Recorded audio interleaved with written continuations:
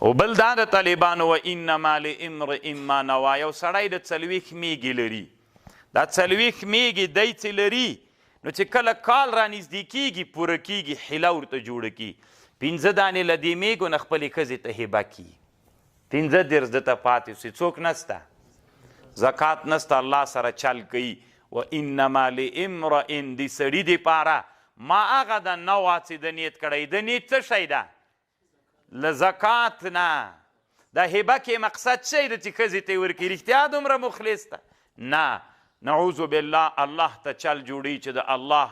هغه مال دې ځان نه ساقط کي، ټول عمر به دا سړی موړ نسي چې الله سره چل کوي سړی. دا کله کله طالبانو د موږ په لباس کې خلک هم دا کارونه ډیر کوي، کوشش کوي طالبانو چې الله عز وجل داسې وکړي چې اوس ما زیا زکات حیله ځان ته جوړه کړي چې ما ته څنګه زکات صحیح سي،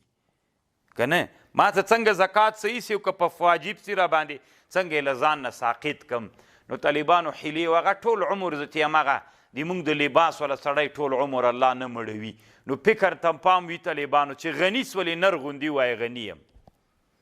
زکات هم خلکو ته ورکوه، وی نه یې اخلم په ما زکات نه صحیح کېږي. او که حیلې ورته جوړوې انما لامرئ سړي دپاره ما هغه د نوع چې نیت یې کړی.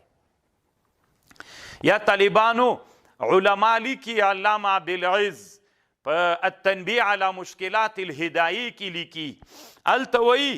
یو له هغې نه همدا ده، مثلا دا طالب راجګ سو په ده باندې مځکه خرڅه کړله، چې مځکه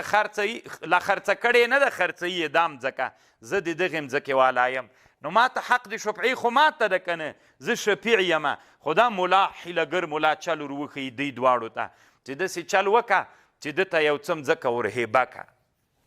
مځکه څنګه که ورته هبه یې که دی راجګ سو د ملا ته یې مځکه څنګه کړه، ده ته یې مځکه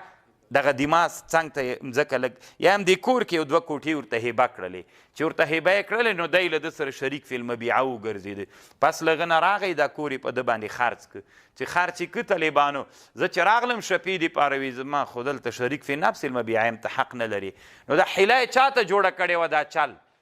د څه دپاره چې دې ما حق څنګه کي، ما ته حق د شفعې چې الله عز وجل را کړی چې بد همسایه نه ځان وساتم، تر دې نه بد همسایه نو چیرې ده چې چل جوړوي؟ دا ښه همسایه د طالبانو چې چل جوړوي مسلمان ته؟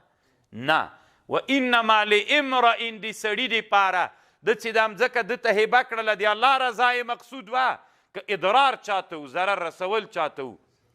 انما لامرئ ما نوا. نو حیله طالبانو دا کومه حیله چې شفعه کې ده چې د امام یوسف و د امام محمد رحمهم الله پکې اختلاف ده، څوک وایي دا حیله جوړول روا دي، څوک وایي دا حیله جوړول ناروا دي، ابوالعز وایي ناروا ده طالبانو، د ما خپله هم په دې باندې فتوا ده، زه د دې قایل یم چې نه به د شفعې د اسقاط دپاره طالبانو چاته حیله جوړوي روا نه د طالبانو باید د دې په نارواتوب باندې فتوی او حق چې الله ورکړی ته د حق د اسقاط دپاره طالبانو ظلم کوي په چا باندې دا جواز نه لري. و انما لامرئ د سړي دپاره ما هغه د نوع چې د نیت کړی ده.